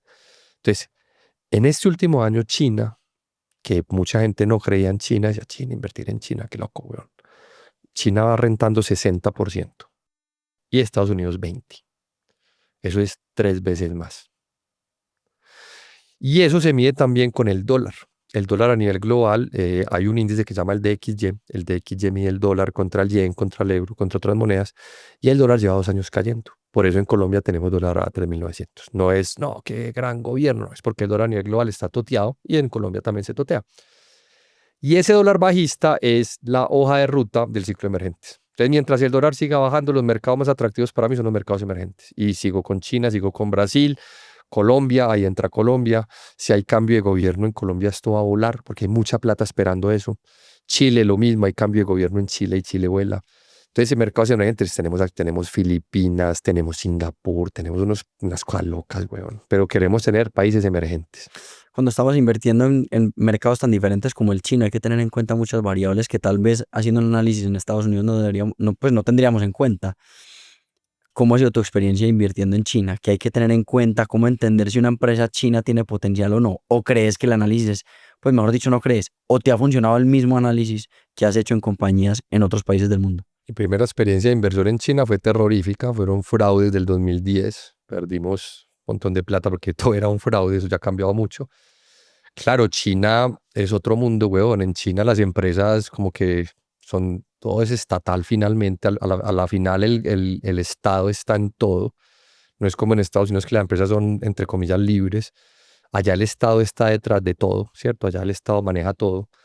Y cuando uno compra acciones chinas, también la forma en que se compran es muy curiosa porque realmente es un producto espejo de otro producto de acciones que cotizan en Hong Kong. Eso es no sos accionista directo como cuando compras Tesla, que si vos compras Tesla, allá apareces. No, en China eso es otra cosa, güey. Entonces hay unos riesgos asociados, por eso uno no puede irse de cabezas en China, porque es un mercado súper diferente. Entonces, en China vos puedes valorar a las empresas y entender las empresas al igual que Estados Unidos. Una empresa como Alibaba, Baidu, Tencent, las puedes analizar con las mismas métricas, la misma forma de hacerlo, pero tenés que meter una prima de riesgo gigante de inseguridad jurídica, el hecho de que el Estado está detrás y que son empresas que rara vez van a cotizar en valoraciones tan buenas como las americanas, porque tienen ese riesgo país, ese riesgo gobierno, ese riesgo que no se sabe a veces si la información es real o no. Eso para China, pero cuando invertís en otros países emergentes, también hay un montón de riesgos asociados, pero digamos que por lo menos no es ese modelo, es que el modelo chino es difícil de entender. Si estás aquí es porque te interesa aprender sobre negocios, emprendimiento y crecimiento personal. En De Instinto, toda la semana lanzamos episodios con las mentes más brillantes para descifrar su receta de éxito. Si no quieren perderse de ningún episodio y quieren apoyarnos, la manera más sencilla de hacerlo es suscribiéndose al canal. Lo pueden hacer dándole clic al botón que van a encontrar abajo o escaneando el QR que van a encontrar en pantalla. Para los que ya están suscritos, muchísimas gracias. Ustedes hacen que todo esto sea posible. Ahora sí, de regreso al episodio. En Estados Unidos tiene mucha prensa todas las empresas y el mercado de las acciones de Estados Unidos, pues, es el mercado de las acciones de Estados Unidos. Todo el mundo sabe el mercado de las acciones de Estados Unidos. Pero tal vez el mercado chino es mucho más desconocido. Cuando vos estás intentando analizar nuevas oportunidades de inversión, ¿dónde las buscas? ¿Cómo las encontrás? Porque seguramente hay mucha información que está en mandarín. El tema con China es ese, que yo no me puedo ir yo no me puedo ir a meter de curiosito en China, huevón, porque no entiendo. Entonces, ¿yo qué hago en China? Las grandes. ¿Quiénes son las empresas grandes chinas, huevón? Yo en China invierto en lo que conozco. Entonces, en China tengo Baidu, Alibaba, un ETF tecnológico chino que es la red Tencent, que me parece una empresa loca. Tencent. Hay una que se llama Jumxi, que es la misma de Jum Brands de Estados Unidos, pero en China, entonces lo entiendo perfecto. Son los mismos negocios de comida que hay en Estados Unidos de Jum Brands, pero en China, entonces eso lo entiendo. Y eso tiene mucha prensa y en inglés. Pero que me voy a poner, pues, así a inventar, weón, a encontrar empresas en China. No, ve, peligrosísimo, weón. Ahorita decías que había muchos riesgos también de invertir en otros países emergentes. Hablemos un poquito de Latinoamérica. ¿Cuáles son los riesgos de invertir en Brasil, en Chile, incluso en Colombia? sus gobiernos. El problema de Latinoamérica es que nosotros, yo no sé por qué nos encantan los gobiernos que elegimos, huevón. Entonces, Brasil es una oportunidad de inversión lindísima y cada que ese mercado arranca a subir, sale el presidente allá con alguna huevonada. Y huevonada es que va a sacar más déficit fiscal. Entonces, uno ya sabe, déficit fiscal, entre las tasas de interés altísimas, la inflación desbordada, la deuda desbordada. Entonces, unos pésimos manejos económicos de gobiernos populistas.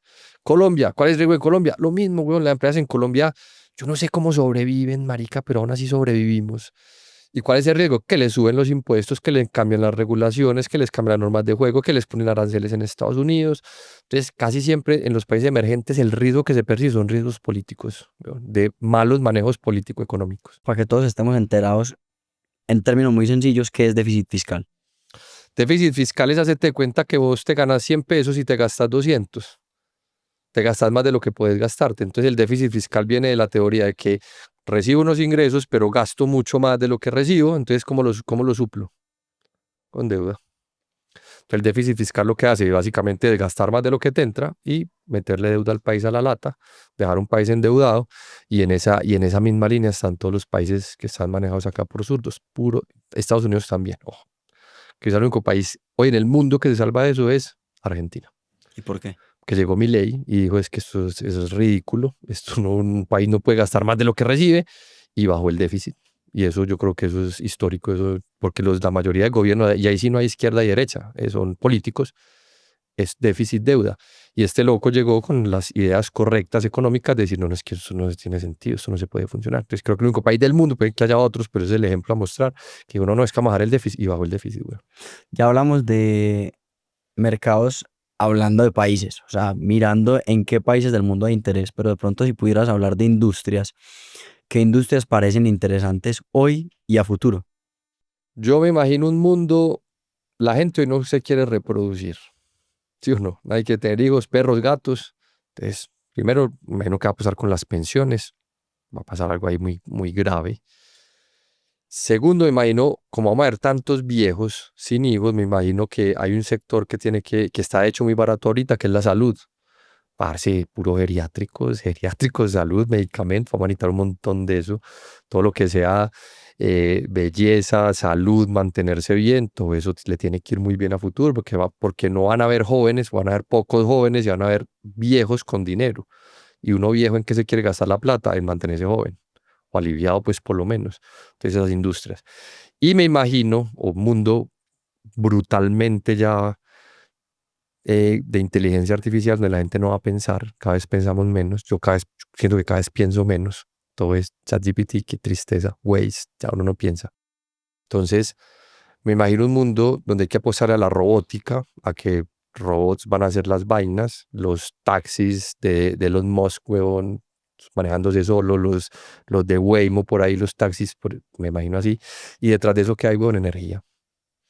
Entonces, me imagino un mundo donde hay que invertir en energía, donde hay que invertir en esto y tener exposición, que eso no te lo hubiera dicho el yo de hace 4 años, jamás tener exposición a criptos, weón, porque con la violencia fiscal de los países y todas las irresponsabilidades, oro, un refugio, las acciones de alguna manera también te salvan de eso porque son negocios productivos.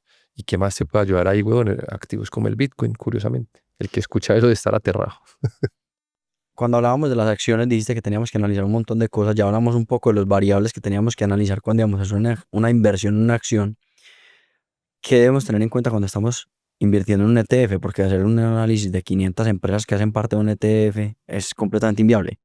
Hay páginas, pero no son muy acertadas, que te dan como la valoración conjunta del ETF. ¿Qué hacen? Ponderan, hay tantas acciones con tal peso, entonces esta cotiza X veces utilidad, entonces el ETF cotiza tantas veces utilidades.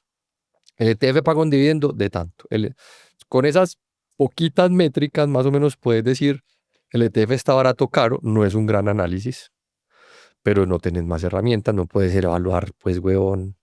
Hay ETFs de 1000 acciones, huevón, no puedes evaluar 1000 acciones, muy berraco. Entonces, ahí te la estás jugando a un sector o a un país, y a un conjunto de cosas, pero si te metes por lo menos en un ETF muy concentrado, por ejemplo, hoy el Standard & Poor's tiene 500 empresas, pero casi el 40% de ese ETF son 10. Imaginarás cuáles 10, ¿cierto? Las de moda. Meta, Google, Nvidia, Apple. Entonces esas 10, pues por lo menos sí tienes que entenderlas, huevón, porque estás metiendo ahí casi el 40% de tu dinero. Ah, que hay 500, sí, pero 10 son el 40%. O sea, ahí tenés que mirar esas. Cuando te metes en un ETF chino, sí tenés que mirar las primeras empresas, en qué invierte, cuáles son. Cuando yo invierto en Brasil, yo sí miro cuáles son las primeras empresas del ETF de Brasil. Y miro la bolsa de Brasil y digo, la bolsa de Brasil está barata y eso sí se puede mirar. ¿Cuántas veces de utilidades cotiza la bolsa de Brasil? ¿Cuál es el dividendo que está dando la bolsa de Brasil? Eso lo puedes mirar. Y con base en eso, entonces decís, un ETF de Brasil, me gusta. Creo que hay gente que le gusta mirar diferentes alternativas de inversión y en general les gusta ser diferentes. Y ahorita hablabas que hay ETFs de todo. De todo. ¿Cuáles son interesantes? ¿Cuáles no son interesantes? ¿En cuáles deberíamos invertir para no estar? Porque siento que hay mucha gente que quisiera invertir en ellos simplemente porque se ven interesantes, pero no entendiendo un poco cuál puede ser el retorno detrás de ese ETF. Es que el problema, David, es el momento en el que estamos grabando, weón. Porque todo está caro. O sea, hoy los emergentes han tenido rentabilidades violentas, la tecnología violenta, Estados Unidos violenta, la energía nuclear que me encanta. Yo hoy no le meto un peso en ETF de energía nuclear. Hoy. Porque esa mierda está por allá en máximos históricos, ha subido 100, 200%. Entonces, como decir a alguien, si metas y que eso no, estamos en un mal timing para yo ponerme a jugármela con eso. Si los mercados caen, si esto corrige, si esto descansa, entonces ahí sí, bueno, volví a mirar la energía nuclear, volví a mirar la inteligencia artificial. No vas a descuidar emergentes, o sea, tenés que tener. Hay una teoría que siempre dice, no, todo Standard & Poor's todos los meses haga DCA en el estándar. DCA es promediar, dólar cost average. No, cambia un poquito. Estados Unidos sí, bacano, pero también emergentes. Porque el que hizo esa estrategia hace 2 años va mucho mejor que el que solo ha comprado Estados Unidos. Entonces, emergentes sí, energía sí, todo eso sí. Pero hoy puntual, yo soy cauto, weón. Yo no me quiero tirar al agua porque yo siento aquí que viene una caída. Si todo está caro hoy, ¿por qué no vender todo ya? Porque la inversión a largo plazo justamente lo que te dice es, weón, hay momentos en los que el mercado va tan caro y se puede poner más caro. Entonces, yo no creo mucho en ese absolutismo de vender todo ya, pero nosotros hemos vendido. O sea, nosotros hoy tenemos liquidez. Entonces, en Colombia hemos vendido más o menos el 30% del portafolio. Yo no voy a vender todo porque yo sí le creo a largo plazo, le creo a las empresas, todo no está caro. No, uno no puede pensar que tiene la verdad absoluta y decir, no, va a caer y va a caer. No, yo puedo decir eso y el mercado va a subir 5 años derecho, weón. ¿Y cómo definís cuánto vender? O sea, vendiste el 30% del portafolio colombiano, pero ¿cómo definís cuánto y por qué ese 30%? Cada inversión ha sido analizada. Entonces, ¿cuáles he vendido? Las que siento que se acercan a sus valores justos según mi valoración. Entonces, por ejemplo, en su momento vendimos un pedazo de, a ver qué ejemplo te pongo, de Cementos Argos. Cementos Argos veníamos comprados por allá en 3.000 pesos y subió a 11.000. Y mi valor justo de Cementos Argos, por poner un ejemplo puntual, está entre 12 y 13.000 pesos. Y de 11 a 12.000 pesos, weón, ¿cuánto hay? 10, menos del 10. Entonces ahí digo, salgo ya porque ya llegó a mi valor justo. Y en ese análisis de cada inversión voy liberando, según cada inversión proporcional, las que están muy cerca al valor justo, las peluqueo duro, las que aún tienen potencial, las peluqueo suave. Y en eso voy en un 30, que en unos meses pueden ser un 35, un 40, no sé, eso se va dando. Y en Estados Unidos lo que hago también es ir peluqueando. Hoy peluqueamos, nosotros en el servicio internacional tenemos más o menos 40 coberturas.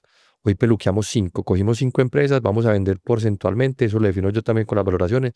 Vamos a vender y cogimos 5 empresas, las peluqueamos y para afuera, platicas fuera de la mesa. ¿Por qué? Por si el mercado cae, tener con qué comprarlo. Más que todo es eso, es que tengas forma de que si el mercado cae, forma de comprarlo. No sirve de nada entender acciones, saber qué es un ETF, saber cómo analizar una compañía, entender que los mercados emergentes están interesantes, si no tenemos ni idea qué herramientas o plataformas utilizar para poder invertir en acciones, ETFs y en general renta variable. Listo, vamos por partes. Primero, mercado colombiano. Listo. El mercado colombiano solamente puedes invertir con empresas, firmas comisionistas del mercado colombiano. Entonces aquí un broker internacional no te sirve, por ejemplo. Entonces ahí tenemos una aplicación que está cambiando aquí el juego en Colombia, que es TRI. Tri llegó a Colombia como a democratizar el mercado. Yo te conté la historia al principio de los 100.000 pesos de comisión. Tri llegó con comisiones bajas y le empezó a dar acceso a la gente a invertir montos bajos, fondos baratos, todo. Y Tri tiene una cosa bacana y es que Tri pues finalmente tiene el respaldo de una firma comisionista que es Acciones y Valores. Entonces vas con toda seguridad, tu dinero está custodiado, tus acciones están en Deceval, que es de la bolsa. Entonces el hecho de que sea Tri la plataforma, no es que tu dinero esté en Tri, sino que está en el sistema de la bolsa como tal. Entonces vos vas, te descargas Tri. Tri tiene aplicación para el celular, ahí puedes comprar acciones de Bancolombia, Cementos Argos, acciones del mercado global colombiano, está Google, está Tesla, hay ETFs de mercados emergentes, hay ETFs de China, hay una gran variedad de cosas y tiene una ventaja y es que en Tri, por ser colombiano, por ser mercado colombiano, las utilidades están exentas de impuestos. Y eso no lo vas a tener cuando invertís afuera. Entonces, al invertir por medio de aplicaciones como Tri, tenés pues esa ventaja que es bien importante. Y no solo desde el celular, ya también lanzaron plataforma web. Entonces puedes entrar a tu computador, descargar la plataforma o a tu celular vas y descargas Tri. Y ahí es un gran aplicación para invertir porque tiene todo, weón. Tiene fondos, tiene ETFs, tiene acciones colombianas, tiene un montón de productos que van a lanzar. Los planes son brutales. Entonces, Colombia, Tri. Si ya vos me decís, no, yo quiero mercado global. A mí me gustó fue pensar en energía nuclear, todo eso, de los geriátricos, todo eso. Entonces ahí sí ya tenemos que irnos para afuera. Entonces ya, ¿qué implica eso? Sacar el dinero. Entonces ahí el broker, para mí el Ferrari afuera, se llama Interactive Brokers. Hay otro muy bueno que es Charles Schwab. Vos puedes, Charles Schwab, Interactive Brokers, abrir tu cuenta. Eso te va a significar unos giros de dinero al broker. Ahorita podemos hablar de cómo se gira el dinero, por ejemplo. Entonces, esos son los Ferraris. Tri en Colombia para empezar brutal, Interactive Brokers, Charles Schwab para mercados más globales. ¿Cómo se puede girar a esos brokers? De una vez para que salgamos de esa duda. Ve, parce, antes cuando vos giras dinero a brokers era un camello porque lo hacías por tu firma comisionista o por tu banco y eso no se te bajaba de 100.000 pesos un giro. Entonces vos tenías, huevón, 500.000 pesos, te toca bajarte de 100.000 para hacer el giro. Salió una aplicación muy bacana, una app que se llama Plenty. Plenty te permite fondear estos brokers a $1, o sea, pasamos de 100, 120 a $1. Y Plenty tiene otra cosa bacana y es que también te da otra alternativa de inversión, que es dólares digitales, USDT, puedes invertir en dólares digitales con un retorno. Entonces las tasas de tener esos dólares ahí con ellos varían entre el 4 al 10%. Entonces tenés unos dólares, pero no quietos, sino invertidos al 4 al 10, repito, dólares digitales, que es brutal. Y tiene un tema, huevón, a mi Plenty te digo, pues marica, me solucionó la vida porque yo recibo ingresos en dólares. Y traer esa plata a Colombia tiene su gallo y aparte es costoso. Entonces uno puede pasar a Plenty, ya sea desde Colombia y tener, marica, las tasas son brutales de dólar. O si tenés plata afuera, la metes a Plenty y tiene una tarjeta digital y puedes gastar con eso. Entonces, coges los dólares, los gastas o si vas de paseo, por ejemplo, ahorita nosotros estuvimos de viaje, compramos dólares a 3.900 en Plenty, los teníamos ahí rentando, huevón, al 7 en ese momento, está rentando al 7%, entonces fueron rentando al 7 y llegamos al viaje, parce, y hotel, tiquetes, todos con la tarjeta de Plenty. Entonces, también es una gran aplicación para invertir, para fondear y para viajar. Sebas, ¿y qué rol juega el trading en este tema de la renta variable? Bueno, el trading, digamos que el trading en la inversión tiene una diferencia fundamental. La inversión es un proceso que vos haces donde tú inviertes tu dinero para que a futuro ese dinero trabaje para ti, es decir, las empresas van a trabajar para ti. Eres socio de Bancolombia, eres socio de Grupo Argos, de Tesla, la que te guste, tu Amazon, esa gente trabaja para ti porque tú eres socio. En el trading ya no se busca conservar acciones ni ser inversionista o socio de acciones, sino que el trading es más una profesión. Como el nombre lo dice, trading viene de comerciar. Se trata de comprar y vender activos en el corto plazo. Comprar barato, vender caro y ganar unos pesos, unos dólares o apostar incluso a la baja. Vender algo que está caro esperando que baje y comprarlo más barato. Entonces el trading se trata como de ese arte de comprar y vender activos para ganar dinero. Entonces mira que eso es más una profesión. Estás cambiando tu tiempo y tu trabajo por otros ingresos que no son fáciles de ganar. El trading es muy complejo. El trading, no piensen que eso es tan bonito así como suena. La mayoría en el trading suele perder, Pero cuando uno hace trading, sí tiene que tener, huevón, una herramienta muy buena. Y hay brokers enfocados en el trading. Nosotros, por ejemplo, trabajamos con Exnex. Entonces, Exnex es el mayor broker dealer del mundo, es un broker gigante, tienen comisiones brutales, tienen fondeos gratis y tiene además retiros instantáneos y no te cobran swap por pasar la noche con las posiciones. Entonces, si vos querés trading, nosotros, por ejemplo, trabajamos con Exnex. Si tiene tanto riesgo y la gente usualmente suele perder, ¿por qué hacerlo? Uno, esa es la primera pregunta que te quiero hacer y te la quiero complementar con otra, es que acabaste de decir el arte de hacer trading y no la ciencia de hacer trading. ¿Cómo podemos intentar triunfar en este mundo tan incierto de lo que es el trading? El trading, las estadísticas son muy contundentes, depende de donde la mires, pero eso está rondando por allá de que el 90% pierden dinero. Entonces, ¿por qué la gente lo hace? Porque todo el mundo piensa que es ese 5 o 10%, uno siempre cree que está en los mejores, siempre. Entonces, ¿por qué hacerlo? Yo prefiero la inversión, yo soy más de inversiones que de trading. A veces lo hago como cobertura, por ejemplo. Entonces, el mercado sube mucho como hoy y yo digo, ha subido mucho, como me protejo. Entonces hago trading y hago un corto, le apuesto a la baja por medio, ¿cierto? Eso sería una forma de hacerlo. ¿Y por qué lo hacen? Porque es una delicia. Es altamente adictivo, te genera dopamina, cuando ganas, ganas un montón, te sientes el rey del mundo, te ofrece retornos muy buenos a corto plazo. Tú en el trading, por ejemplo, con $1,000, los brokers te pueden poner el doble, el triple, 4 veces ese dinero para que tú lo muevas. Entonces con 1,000 te ponen 5,000. Hágale, tiene 1,000, póngame esos 5,000 de margen de seguridad y yo le paso 5,000. Claro, la gente dice, claro, pero ya con 5,000, si me gano un poquito, es mucho. Entonces es muy adictivo, es muy atractivo. El hecho de ganar dinero en los mercados desde tu casa hundiendo botoncitos es bastante atractivo. Entonces, yo digo que el trading es muy sexy, pero la mayoría de gente no la ve. Sebas, ahora hablemos de inversiones inmobiliarias. ¿Por qué invertir en el sector inmobiliario? Cuando vos tenés todo tu portafolio en acciones, tu portafolio es una ruleta rusa.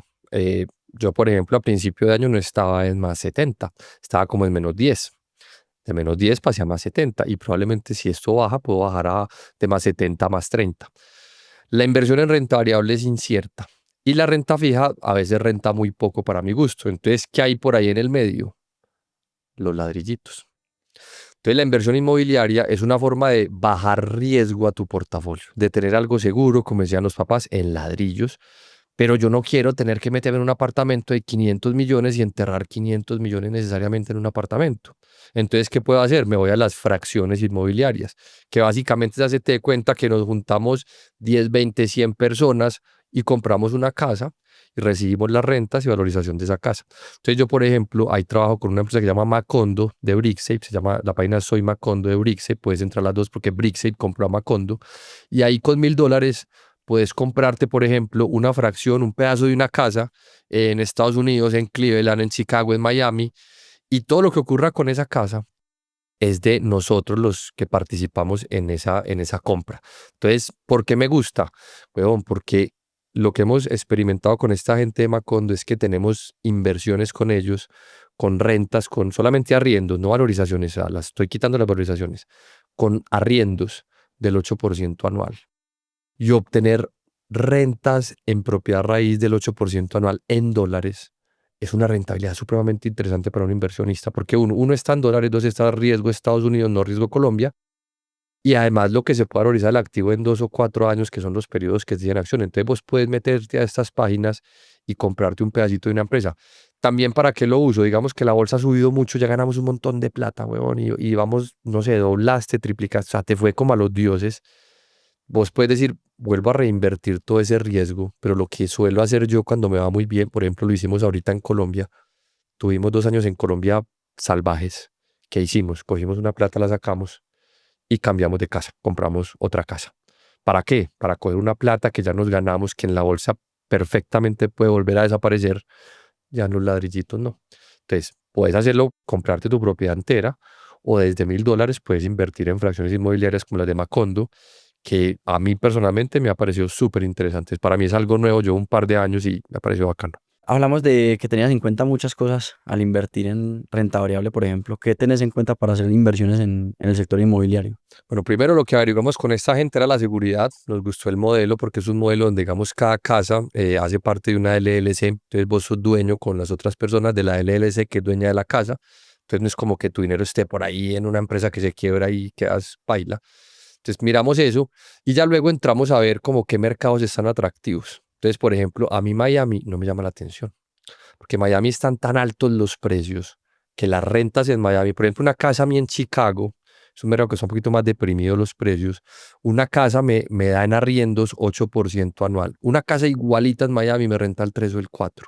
¿En qué está la diferencia? En que en Miami los precios están en las nubes y en Chicago no.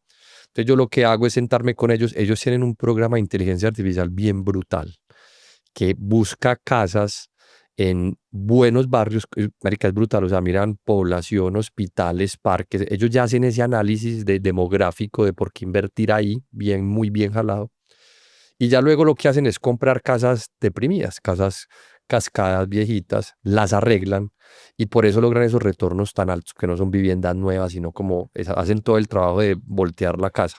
Entonces lo que yo miro es qué estado me gusta. A mí por ejemplo me gusta mucho Texas, me encanta Texas, Chicago me gusta mucho, Cleveland me gusta, Miami no me gusta. Entonces hago ese análisis, ya la parte del activo ya la hicieron ellos y me siento con ellos, una reunioncita de media hora, parce, contame por qué esta está buena y que ellos me den sus argumentos. Y en el sector inmobiliario los emergentes no tienen ningún protagonismo. Pues es que yo, sector inmobiliario, en emergentes tengo mi casa, weón. Y mi casa es uno de mis activos más grandes en inversiones. Es una casa, digamos, que patrimonialmente es grande para mi patrimonio. Entonces ahí ya estoy clavado. Entonces no quiero estar haciendo más inversiones inmobiliarias más allá de mi casa. Tengo un par de apartamenticos, vivienda de interés social. Alguna vez le hicimos una apuesta a Itagüí. Nosotros nos imaginábamos que la gentrificación iba a sacar a la gente de todas estas zonas y la iba a mandar a las afueras. Mi apuesta fue Itagüí, San Antonio de Prado, fue súper acertada. Es hoy el lugar con más búsquedas en arriendos porque nos están sacando, weón. Se están yendo para allá. Hice esa apuesta, pero no es mi fuerte y yo hasta que no haya un cambio de gobierno en Colombia, tengo parada toda la inversión inmobiliaria. Hay opiniones divididas en este tema de alquiler o compra de casa. ¿Vos qué opinas al respecto? No deberíamos ser, digamos, extremistas con ninguno de los dos. Hay momentos, huevón. Yo toda mi vida viví en arriendo. Mientras mis amigos compraban casas, jóvenes, muy jóvenes, se metían en créditos en el banco para comprar sus casas, sus apartamentos, yo tomé otra decisión. Yo no quería endeudarme. Entonces yo me fui a ir en arriendo. Muchos años viví en arriendo, 6, 7 años viví en arriendo. Para esa plata mejor invertirla en acciones, en crecimiento. Yo creo que hay momentos cuando uno está joven, soltero, empezando, yo no creo que no tiene mucho sentido ir a comprar una vivienda. ¿Por qué? Porque hay inversiones con mucho más interés compuesto a largo plazo. Las acciones. Mientras más joven estés, más deberías tener acciones. Porque el interés compuesto está grabado. O sea, tenés toda la vida para que una empresa madure, crezca y se te multiplique por X veces. Entonces, mientras más joven, mejor. Llega un momento de tu vida en que las prioridades cambian. Te casas, tener hijos y ahí ya como que vienen arriendo de pronto no. Entonces, para mí el criterio está en ese, en que tengas la capacidad de comprar una casa sin sobreendeudarte, porque si te sobreendeudas lo que estás haciendo es trabajar para el banco, interés compuesto inverso, se lo estás pagando al banco, tú eres el negocio del banco. Pero llega un punto en que, pues puta, sí va a tener la casa, o sea, yo quiero tener mi casa. Y ahí ya cambia el criterio de ir en arriendo. Pues uno en arriendo con dos chinos mudándose cada año y lo sacan. No. Yo creo que entender cada una de los tipos de inversiones que podemos tener es importante. Pero una de las cosas más importantes que uno tiene que tener en cuenta en cualquier cosa, creando una empresa, creando un proyecto, en un puesto de trabajo, es la estrategia. El qué voy a hacer con esta información que tengo, cómo construyo algo que a largo plazo sea rentable y me beneficie a mí como persona, a las personas que me rodean. Entonces, por eso es pertinente hablar de la construcción de un portafolio de inversión. En esa construcción de portafolio de inversión hay que tener en cuenta muchas cosas, pero una de las más importantes es cuál es nuestro perfil de riesgo, cómo nos sentimos nosotros hacia el riesgo que podemos asumir en las diferentes inversiones que hay. Cómo podemos entender cuál es nuestro perfil de riesgo y cómo nos sentimos hacia los niveles de riesgo que manejan las diferentes inversiones. Esa es una respuesta que uno mismo se hace y se responde uno mismo, a no ser que haya donde un asesor te va a hacer las preguntas que te debe hacer correctas, que son preguntas como cuánto estás dispuesto a arriesgar, si tu portafolio baja tanto, qué pasa contigo, qué porcentaje de tu ingreso vas a destinar, qué edad tienes, bueno, eso él te va a armar tu perfil de riesgo, pero uno puede hacer eso mismo y es decir, venga, si el mercado cae 50% ¿Yo soy capaz de aguantar eso? ¿Soy capaz de comprar más o voy a salir muerto del susto a vender todo? Si la respuesta es voy a salir muerto del susto a vender todo, de entrada ya te decimos, acciones no son para ti. Porque las acciones, ha habido momentos, pocos, pero ha habido momentos en que han caído 50% los mercados. Eso pasa cada 20 años, pero pasa. Entonces, primero es eso. Si yo no quiero perder, que yo conozco gente que me dice, parce, es que yo no quiero perder, entonces ahí también las acciones casi que desaparecen automáticamente, porque por momentos vas a perder. Entonces ahí ya sabes que eres un man de renta fija, de ladrillos, de inversiones inmobiliarias, ¿cierto? La edad. Si yo tengo 15 años, 20 años, 25 años, tengo toda la vida para hacer plata y para crecer un patrimonio y un portafolio. Entonces ahí ya el perfil tuyo de riesgo es mucho mayor a una persona que tiene 60 años, lleva toda la vida construyendo un patrimonio y que tiene que hacer el de 60, protegerlo. El man de 20 lo construye y debe tomar riesgos para hacerlo. El de 60 debería protegerlo porque no tiene otros 50 años para volver a construir un patrimonio. Con esas preguntas de edad, horizonte, estoy dispuesto a perder, ahí ya tú, ahí te respondes. Entonces, las acciones no, otro dirá, uy, las acciones a tope, eso es lo mío definitivamente. Otro dirá, tengo 40, estoy en un punto medio, todavía tengo 20, 30, 40 años para crecer esta vaina, pero también llevo 20 años trabajando en patrimonio, entonces ahí empezamos a jugar ya con una mezcla, renta fija, propiedad. Pero eso lo hace un asesor o es un trabajo de cada uno, porque no existe el portafolio ideal ni genérico. Cada persona tiene su portafolio. Me acabas de decir algo que me mató la pregunta que seguía, porque estaba pensando justo en tres tipos de perfiles o tres tipos de, digamos, proporciones entre los diferentes tipos de inversiones que vimos para ilustrar a las personas. Si vos sos una persona que sabe al riesgo, ¿cómo se podría ver un portafolio de inversión? Digamos rangos, cuánto en acciones, es decir, cuánto en renta variable, cuánto en renta fija. Esa pregunta, digamos que genéricamente así lo catalogan. Conservador, medio, arriesgado. Para mí eso es un poco mediocre, porque yo pienso que hay puntos, hay intermedios. Una persona conservadora puede tener algo en acciones, pero ¿qué es algo? Si yo tengo 80 años, yo no le pongo nada en acciones. Y si le pongo una acción, de pronto le pongo una acción, no sé, Coca-Cola, que le va a rentar muy poquito, pero también es una empresa pues muy sólida, y lo pienso, porque yo pienso que esa persona debería estar recibiendo rentas. Entonces, renta fija, fondos inmobiliarios, cosas que le generen rentas y tranquilidad. Porque si esa persona tiene la mala suerte de que invierte a los 81 y justo a los 82 llega a esa recesión, entonces esa persona, el patrimonio se le va a la mitad y no tiene de pronto 5 años de vida para recuperarlo. Entonces, no. Pero el pelado de 20 años, pues yo un pelado de 20 años, yo no lo meto en CDT, weón. Está loco. Pero de 20 años tiene que tener acciones. Tiene que jugarle al futuro. Tiene que tener ETFs.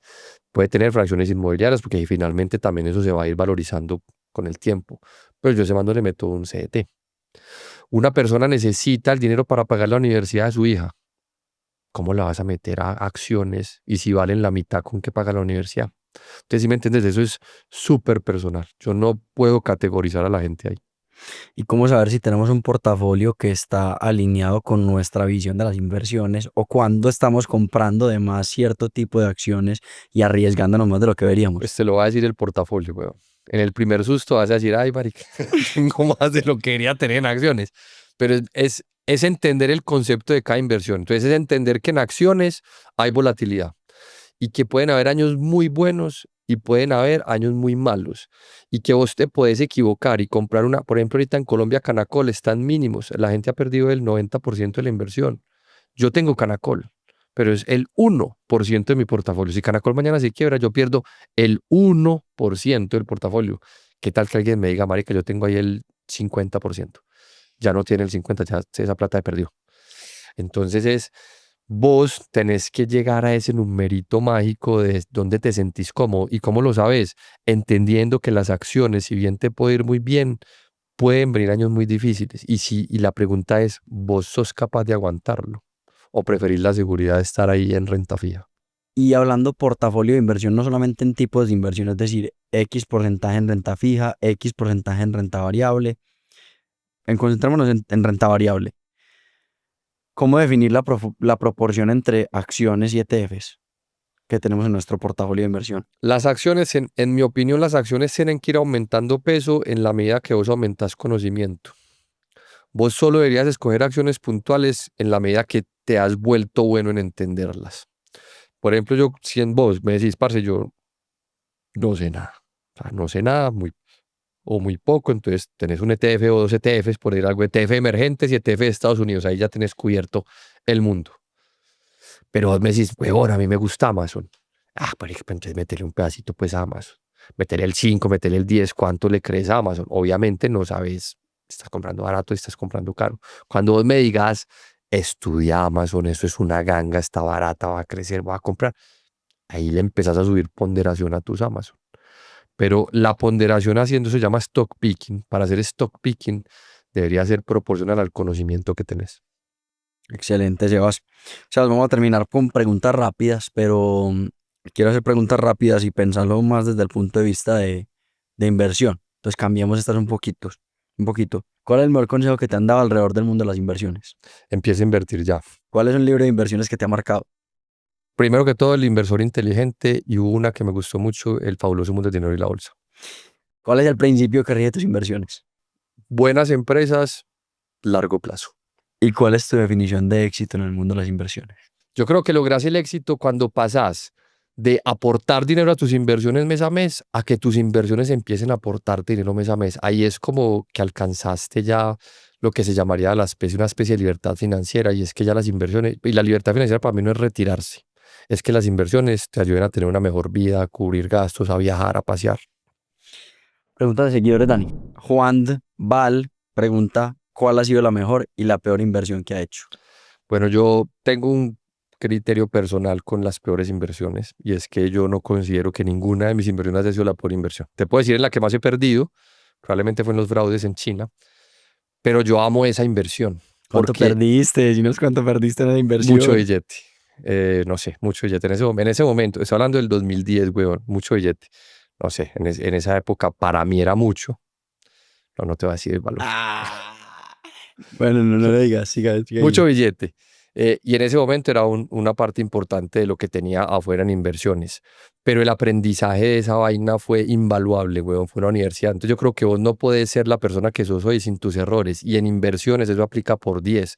No podés ser el inversor que sos hoy sin tus errores y sin perder. Y creo que esa es la habilidad que tiene mucha gente, que todavía no le ha tocado perder, todavía no le ha tocado una crisis. Yo amo mis crisis, amo mis pérdidas. Perdí plata en Interbolsa, perdí plata con mineras canadienses, perdí plata con los fraudes en China. Pero eso fue hace muchos años. Y esos golpes es el inversionista que soy hoy, y ese me gusta, ese me cae bien. ¿Y la mejor? La mejor ha sido en educación.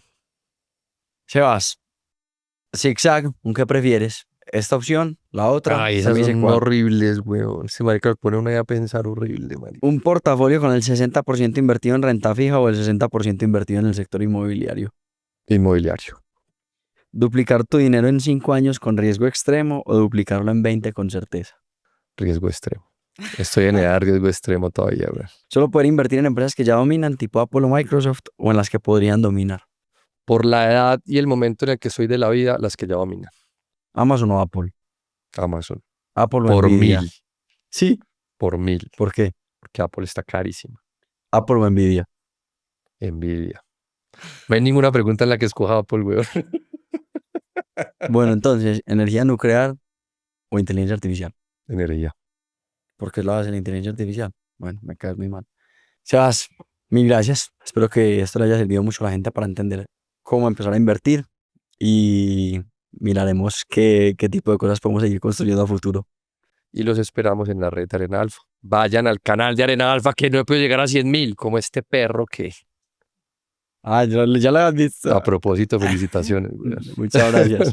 Nada, ni ven para la foto.